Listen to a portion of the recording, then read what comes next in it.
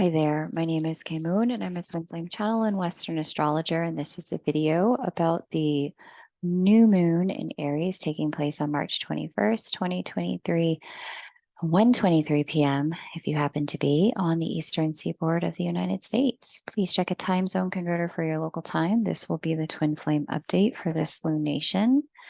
And I am like really thrilled about this energy for so many reasons. I go into the most detail about it with the Lightworker Energy Update. That's the video published alongside this one. And before we get into all of it, I have a couple of announcements for you guys. The first one is to say thank you to everyone who voted in the poll I placed in the community section about which kind of workshop you wanted for the spring workshop. I'm thrilled that the majority of you want to understand creatorship and manifestation through your own astrology chart. That's going to be an exciting workshop. So my request is that you place in the comments below this video any questions you have about that. I'm going to do my best to cover the kind of questions that would serve as many people as possible in the workshop. So once I have a good sense of what the questions are and what the workshop outline will be, I'll set a date and announce it at that time. Number two, the end of March and early April calendar is open. If you'd like to book some time with me, I do have time as of right now, recording this next Thursday, the 30th. And after that, I have time that first week of March, or first week of April. Wow, this year is flying. So I'm really pumped to talk to you guys about creatorship in your own charts, especially in the arena of love and relationship. If you've had any stumbling blocks around that, because of how potent this new moon energy is at this particular moment. We've got the divine masculine's new moon right now, the divine feminine's new moon a month or, well, 2 months from now. So, well, 2, 4, 6 weeks from now. So now's a good time to get it in if you've got questions about how to lay down new patterns in your relationship sector with this creation and manifestation energy. And then lastly, last announcement is that in the Lightworker Energy Update, per usual, I did provide the first look, but just before first look, I provided a deep dive into the energy of Pluto and Aquarius and what that would mean and why there have been so many layoffs and protests and banking turmoil pertaining to Pluto's exit from Capricorn at this time. There may be some more of that on the horizon. And so if that's something that has been of concern to you, there's like a 10-minute excerpt inside the Lightworker Energy Update that you may want to have a listen to that will help you understand that this is a moment of opportunity rather than crisis and how you can work with it. Okay. All right.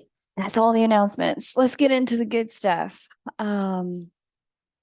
Let's see. So each year, Aries being the first sign of the zodiac, we get a new moon in the sign of Aries. Every sign gets its own new moon. And when we hit the first new moon of the zodiacal year, that's Aries. Aries is a masculine sign. I talk about the energy that's coming in for the divine masculine energy, as it is the primary energy integrating into the masculine energetic fields for all of us. We'll get a new moon in Taurus as the first feminine sign of the zodiac very soon, roughly 6 weeks' time. And at that point, we'll have the divine feminine's new moon, and that will be a new cycle in divine feminine energetic fields. But right now, we've got the divine masculine's new moon. And not only do we get one, but we get two in this season as the moon moves and moves. Normally, it's one new moon per sign. in a season, but this season we get 2 in Aries. So we're going to get 2 divine masculine new moons. And this particular video will deal specifically with the first of the 2, which took place on March 21st. The second one, I'll just show that to you so that you have it. You can mark the date if looking at the dates are important to you. But we are building to a new moon solar eclipse in Aries on 4/20 here. And let me just edit that. Transits, new date. 4/20 at 12:12 a.m. is when we'll get that second new moon in Aries. And this one is a solar eclipse. Now, solar eclipses portend new beginnings. And eclipse season is like a new beginning on steroids. New moons are portend new beginnings, but eclipses that come with new moons amplify these new beginnings, put you on a completely different path. Aries being the very first sign of the zodiac, the first masculine sign of the zodiac, we are dealing with in this season how we are reshaping each of our masculine energies, regardless of what body parts you were born with. We all have masculine energy and feminine energy. Okay. And so understanding how that works for you, your own masculine energy, how do you work outward projected motion? What's your relationship to the action and motivation? What's your relationship toward going out to hunt, to provide, and to protect for yourself is the question that's on the table during this season. How do you stand up and be the kind of masculine energy that you yourself need in your life? How do you rewrite the rules of masculinity in this season for yourself? And this is going to be a pretty significant theme for divine counterparts at this time, in the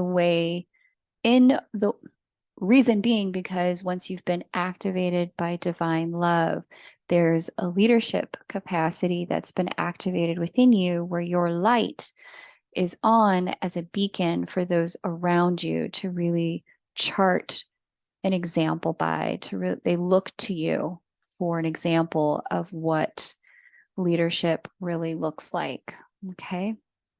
And then this leadership will be about the way you operate and navigate masculinity. And so we're going to talk a lot about that for all of us collectively.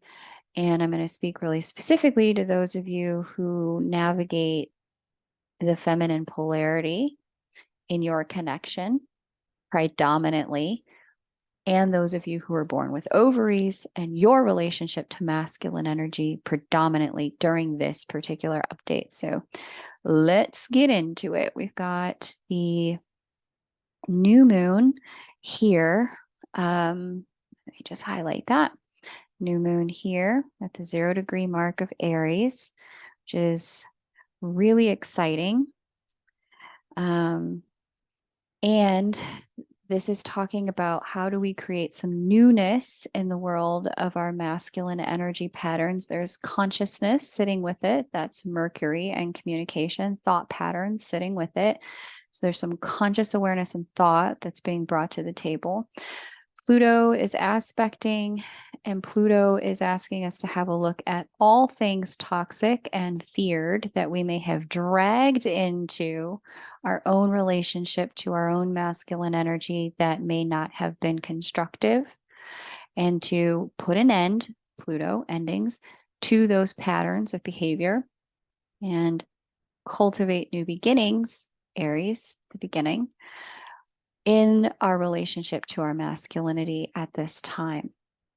We also have Chiron sort of in the mix, well, actually loudly in the mix. Chiron deals with our woundedness and the way we react and respond to that, and the leadership that we can engender when we are not living from our woundedness, but living from our wisdom. And there's our divine masculine energy, Jupiter, sitting right there with Chiron at this new moon, both highly featured, also featured again at the new moon on 420. So, because we are dealing with woundedness, we are dealing with our own fears and toxicity in the relationship or in connection with masculinity, it becomes very clear that a lot of the conversation we're having right now has the pop culture phrase. I hate to throw around the words that people use all the time, because sometimes I feel like they get overused and utilized in ways that don't actually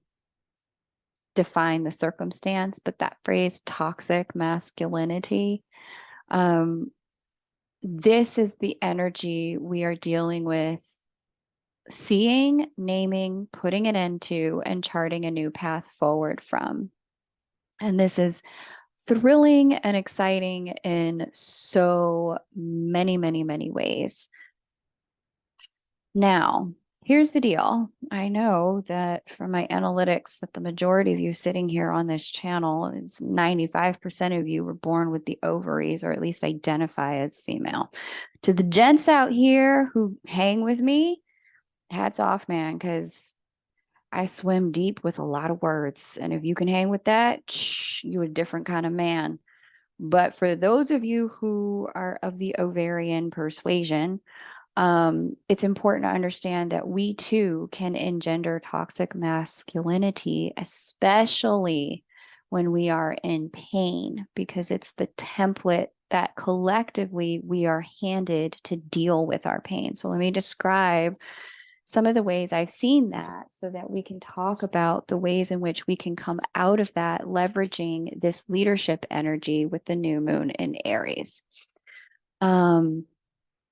I've seen in conversations with clients, and certainly, of course, in my own self, like I'm not exempt from any of this as I work and transmute this stuff as well. We do stuff like we take it all on. We feel the burden of responsibility to shepherd this connection and feel like we're the only person who we heroize ourself in it, which some days is a heroization and other days is a complete self-victimization. I've seen that we can finger point or blame. And if only they just change, then we could be together. If they would just be different, no accountability, absolutely no kind of like self-awareness that maybe I'm the problem. You see how this mirrors toxic masculinity? And when they don't change, we run, we look for any available ready and willing joystick to play with. We get resolute like the mountain and insist that the connection go our way. Or I've seen that we can interfere in marriages and other relationships thinking we know better. We can paternalize in that way than they do about who they are and what they want. And like the stereotype of men who don't know how to be with themselves or with anyone when they are sick, we cry and complain and commiserate with anyone who will listen about how hard our hearts have it.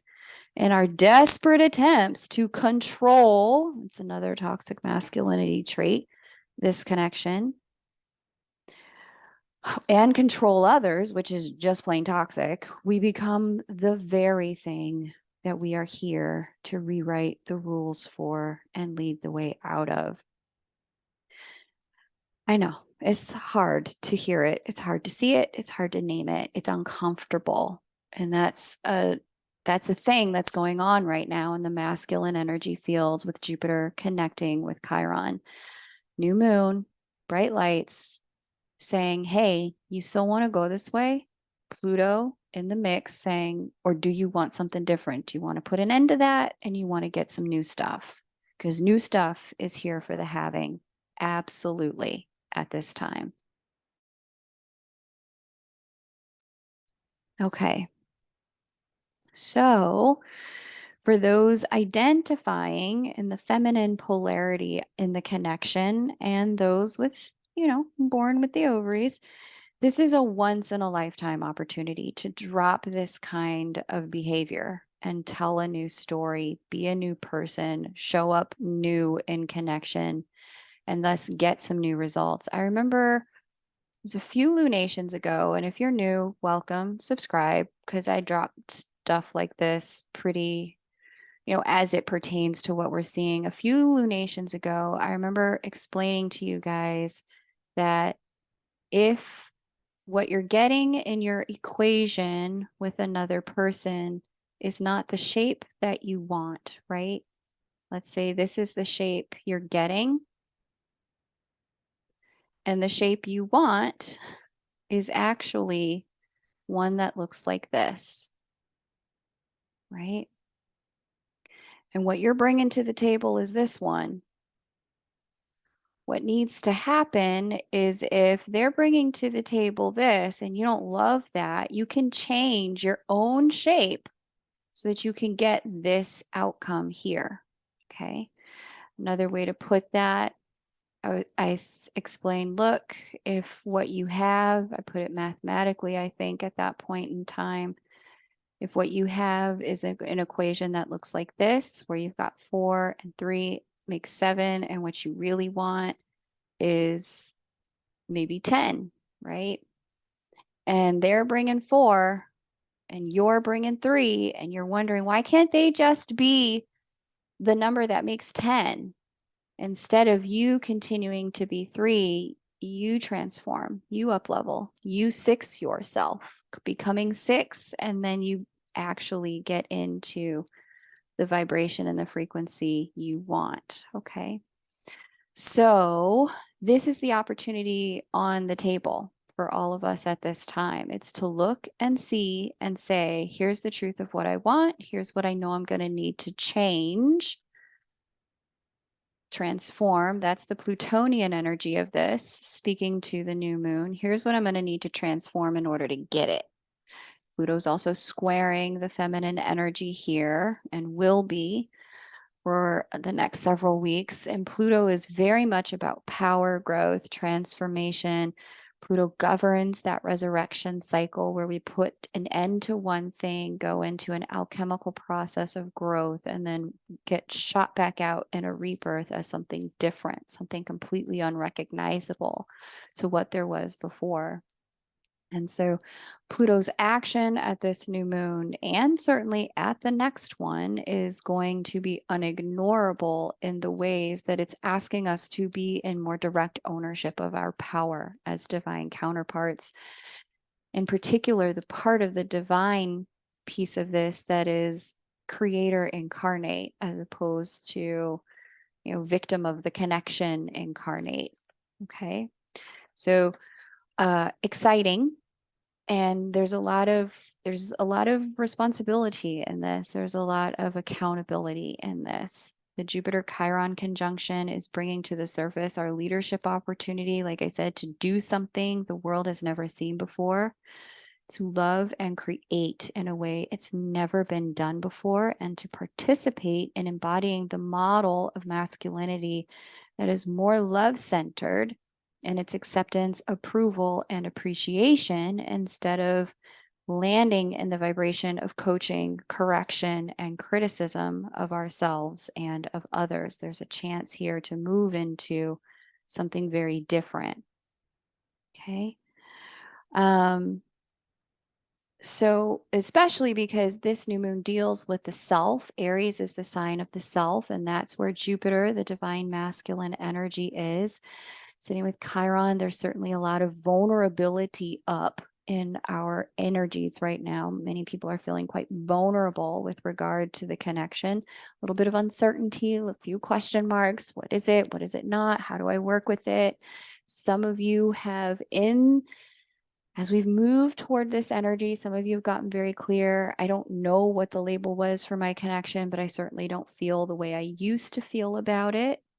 Could have been an ascension partner, false twin, karmic, who knows what. I have evolved beyond the conversation that I was in regarding this person. And so this conversation may only captivate you from the perspective of standing in your own leadership as a balanced masculine and feminine energy, as opposed to having to do with another person. And others of you are taking this in and really listening for, wow, okay, I see that the other person in the connection is also anchoring in this way as well.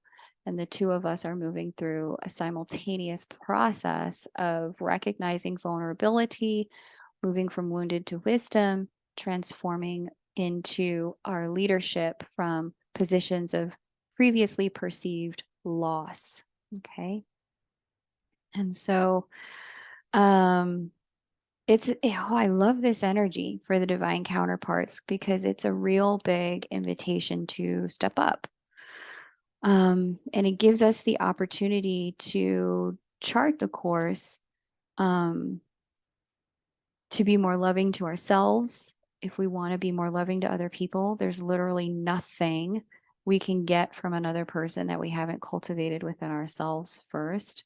One where we're maybe more patient with ourselves when we're in pain. In our masculinity, we're patient. We're more attentive and present with ourselves instead of filling the hole with whatever and whomever we can, or walling it off and trying to be strong, or mentaling through it, trying to fix it instead of just being attentive and present. Maybe we can also create a model in this time where we can be playful and collaborative in our challenges to see what shakes loose instead of the more challenged and vulnerable we feel becoming domineering and dictatorial and forced around things. In this energy, I see a world where our attempts to try at something that has maybe previously been a challenge, or maybe even previously we would have a perceived failure with, our attempts to try again aren't taken as life or death, but for what they are, investments in the direction that we want to grow, even if we don't nail it the first time, where we offer others that same grace when they try with us, especially our boys and our men. I see a way forward where we can live with another's difference in perspective on the connection or on anything, and hold our disappointment if we're hoping to be on the same page, and their difference without demonizing or name calling or labeling them so as to justify shutting off our own hearts, where we can take real inventory of what we can have, be, and do, and greet it with gratitude instead of, well, I'm just not enough and therefore I can't have it. Those kinds of stories, or stories about falling short or perfectionism. We can lend this to the masculine energetic fields, regardless of what body you are sitting in right now. If in our own, because all of this is about what are we placing into the grid? What are we feeling for ourselves that is infusing into the grid for all the masculine energies that are going to drink from the grid? We can embody that for ourselves, that grace, that kindness, that patience, that self-love. If we can do that here, it's something that then becomes available in the collective. I envision that this is an opportunity for us as divine counterparts, where when we are having conversations with other people, it's not to figure out who's right and who's wrong and where do you stand and all of that. It's not about seeing those things, but instead it's about just seeing the other person with clear eyes and receiving one another with an open mind. If we want these things from the opposite polarity, we're going to have to cultivate those things in ourselves. And that's this Aries energy for Jupiter. It's about that cultivation of who do I want to be? Identity. Aries deals with identity in the face of my own sense of woundedness. That's Chiron. Given that I have an opportunity to rewrite my story, that's Pluto, heralding in a new beginning. Okay. One of the things I have noticed in this energy right now among my clients, and the more people I speak to as I'm witnessing this energy unfold, One of the things that I have noticed is specifically how loud and strong and unavoidable the mirroring energy is in connection. It's not just with you and a person you might describe as a divine counterpart, but also wherever Aries sits in your chart. So there could be a lot of mirroring if you've got an Aries fourth house when it comes to family dynamics. Or if you've got an Aries sixth house, you could have a lot of mirroring in the world of bosses or your employees. Or if you've got the Aries 11th, you could have a lot of mirroring in the world of your friendships. So it's important to understand your house. Like, what house does Aries happen to govern in your chart? There's always one house there that Aries governs, and there are people, all 12 houses deal with one person or another type of person in your world. So knowing that will really help you understand, where is your mirror? What are they revealing to me about me? What do I want to be experiencing? And how can I shift how I'm showing up so that I can have an experience that is more empowering to both of us, instead of feeling like we're at odds or in opposition to one another? Okay.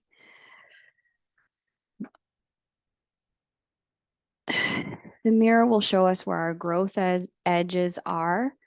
And by being a mirror image of us and how we're showing up. And here's the deal, if we want something in the person in the mirror to change, we have to change it ourselves. If you imagine yourself looking in the mirror right now and you see, I do not like the way that hand is brushing the hair, you don't stop and then chastise the mirror. You switch up how you're holding the brush and how you're moving, so that you can see and experience a very different result. What's unique about this is the way it's coming in with so much raw vulnerability in this energy. And you may even be feeling a little bit raw or tender with Chiron sitting with Jupiter at this time, depending upon, your relationship to woundedness in the house that Chiron is sitting in. And again, if you need to know this stuff, you can always book a reading with me. We've got time in this season. It's ideal if we can do it before the 20th of April, so that we can look at how to undo these patterns before the major solar eclipse that comes. So if you're feeling a little raw, that's to be expected. But others of you are maybe having the opposite experience with Chiron, where it's just like you stepping into all of your light, all of your leadership, all at one time. And your people are just leaning into that light and leadership because it's so bright, and they need help, they need direction. And so you may be finding at this time you've got visibility going on in places where you were previously invisible. You're in demand at work. You're utilizing your wound as the way, showing other people how to overcome their wounds as well. This energy in your particular masculine energetic fields can be really empowering to others. Once you've come into your own mastery, it's now a tool you can lend to other people so they can come into their mastery too. But if in fact you are feeling the opposite end of this, where there's a bit of vulnerability here, that's excellent.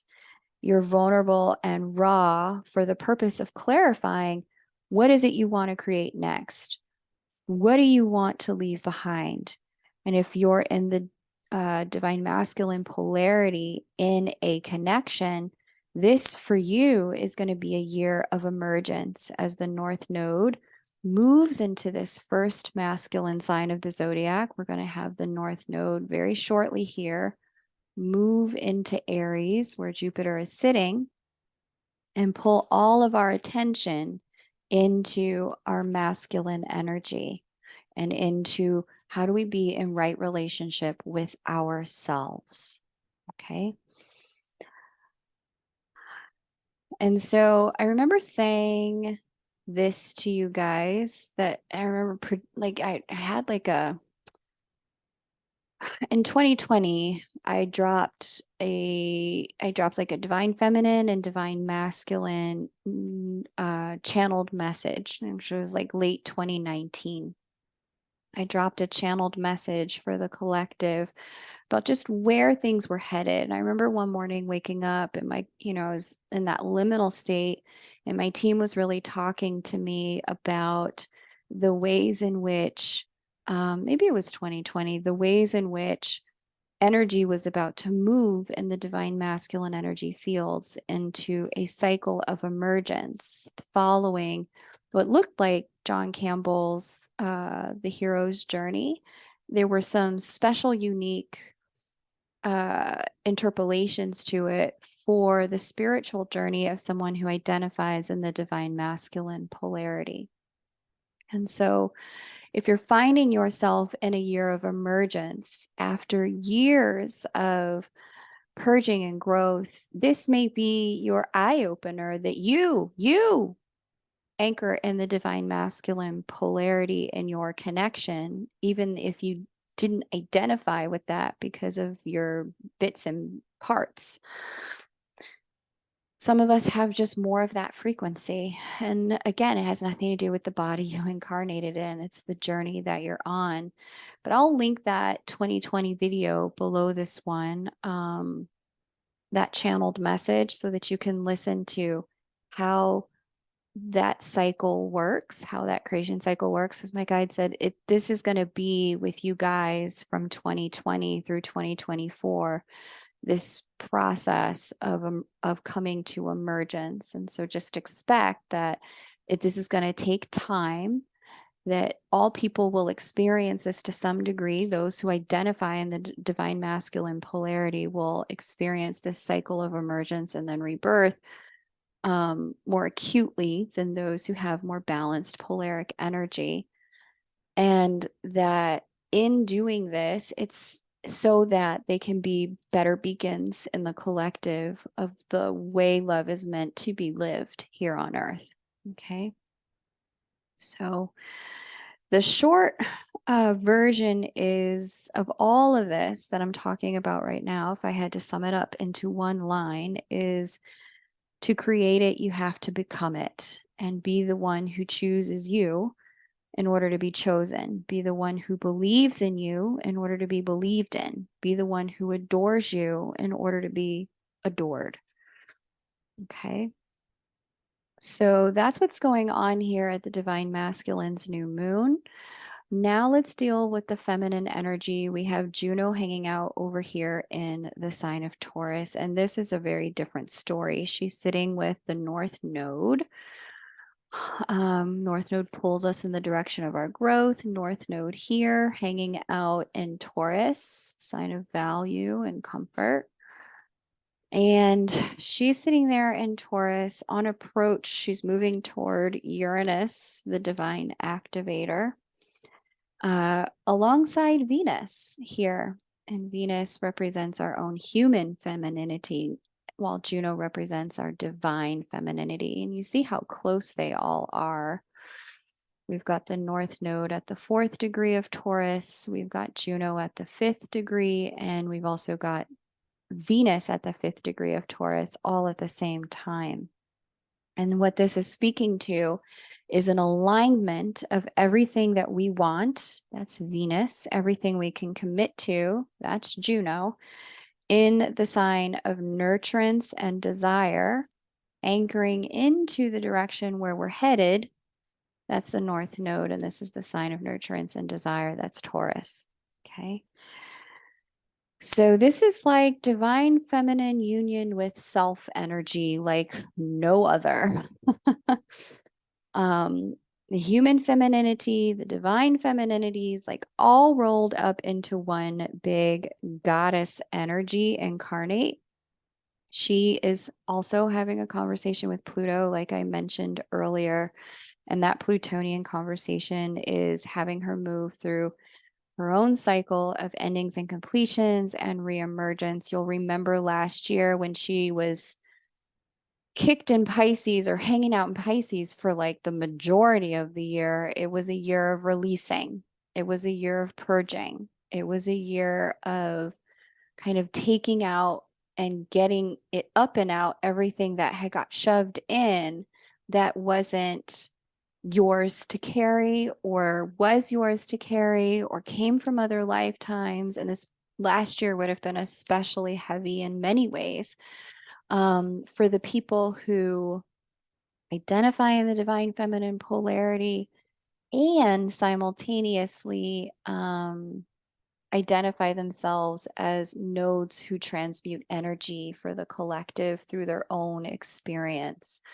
Last year may have been very heavy, but since she's moved out of Pisces, hallelujah, and now into Taurus, the vibe has it's just lighter. It's been lighter since she got into Aries in January. And ever since January, things have been getting lighter and more effervescent, and there's been more flow and more ease, more renewal in her spirit and in the energetic grids that we're all locked into. So hopefully you've been able to feel that for yourself, that the season of purge and release is over. Hopefully you did it all during 2022 or as much as you really could have. And you're giving yourself permission to move on, right? Because the Plutonian energy is now anchoring into the rebirth and the reemergence coming here into Aquarius, the sign of the collective, simultaneously activating her while on the end of the cycle of death, afterlife, rebirth into the rebirth position. So hopefully you're experiencing that rebirth in many ways. You're feeling that second lease on life, that renewal in some area of life for yourself. And that would most likely be the area of life where Taurus sits in your chart. So definitely have a look at your chart for the house that Taurus governs and what kinds of things are signified by that house, because that's where much of the renewal will be experienced. Okay. Very, very, very exciting times. We've got a sextile. She's sextiling Saturn and Pisces here as well. Saturn brings that discipline and that focus. And in Pisces, it's spiritual discipline and rigor. Bringing that stuff online, the routines, the rituals that allow her to anchor into love. And for some in love, there's a change here where love triangles, like if you've been in a love triangle where there's been three people, this may be a moment in time where you're noticing you're moving instead of 3 to 2 or instead of 3 to 4, where each person finds and has their right person, unless the triangle was an intentional shape of your love life that you wanted to create. You may find that this is a moment now where things start to smooth out into more balanced configuration. Okay. So this particular lunation, we dealt a lot with the toxic masculinity that may pop up in the divine feminine's energetic fields, or for those who are of the ovarian persuasion. As we get closer to the new moon in Taurus, the divine feminine's new moon will deal with the opposite energy, which is toxic femininity, because, oh, it's real, it exists. And I have been seeing that show up repeatedly as in some of the those of the testicular persuasion or in the masculine energetic fields. We're going to talk about the ways in which that side of the equation can anchor into toxic femininity and how we're being invited out of that in a future lunation. Okay. Now, for the couples, what you're going to be seeing during this period of time is that some of the things that used to trip you guys up in partnership, whether you're in a new partnership with someone completely different or an old partnership with somebody that you've been with all this time, you are going to start to see that there's a changing of your mind in many ways. Things that used to bug you or bother you in the connection, you just feel differently about. it'll be really important to leverage the mercurial energy of this new moon to share that with your person. Be honest and transparent. Yeah, it used to bug me. It used to get under my skin, but it doesn't anymore. Yeah, I used to freak out about that, but that was because I was insecure in this way and I've grown in that way. And now, do what you need to do. I'm no longer fazed by it. Thank you for being so concerned and invested to make sure I felt good. Right? If there's something shifting in you and the way that you are triggerable or untriggerable in the connection, hopefully it's moving toward being more and more untriggerable. This is the time to really reveal that to your partner. Don't leave them walking on eggshells with you, like let them off the hook. And this is a great time to have exploratory conversations about why you may have been in that place previously and what's emerging and coming online for you now that you've healed that. Yeah. For those of you who are singles and looking for love, this is a period of time where you have the opportunity to rewrite your love rules. So if let's just say unconsciously you have been living the repeated story of people always leave me, they always break up with me, I always get abandoned. Or you've been living the repeated story of, it never fails. I get a relationship and either I cheat or they cheat, but somebody's always cheating. Or you're living the repeated story of, you know, everything's really good and then the sex just falls off. Like whatever your story about relationship is that has you not yet living the true relationship, love that you want to live and connection that you want to have, whatever it is, now is a great time to look at what that story is, release the old. You can definitely book a personal reading with me to figure out what that issue is in your chart and what your personal chart and your lifetime says. This is how you overcome that. It's been interesting as I've read for people around that very question, like, here's my blockage in love. There are some people who have the same block as other people, but their pathway to resolving it is so unique. For some people, the issue is boundaries. For other people, the issue is authenticity and truly showing up. And still for other people, the issue is just not having enough communication skills. And still for other people, there's childhood stuff that has to be resolved, even though all four of those circumstances are presenting with the same pattern of I always get abandoned. The resolution to that is going to be unique to you in your chart. So whatever that is, now is the perfect time while we're in this potent creatorship, anything can happen for you kind of energy to figure out, okay, I want to write a new story. I don't want to be stuck in the old story. Here's what I know the old story is. What's my solution for it? Now's the time to book a reading so that we can get that over and done with once and for all. Chart a new path in this energy. So you can book with me over at kmoonastro.com. And there's time next week and first week of April. And this whole month, this whole passageway from Divine Masculine New Moon 1 here on March 21st to New Moon 2 on April 20th is the perfect segment of time to just get your clarity so you can get your life back and it's not being held hostage by your past or your pain.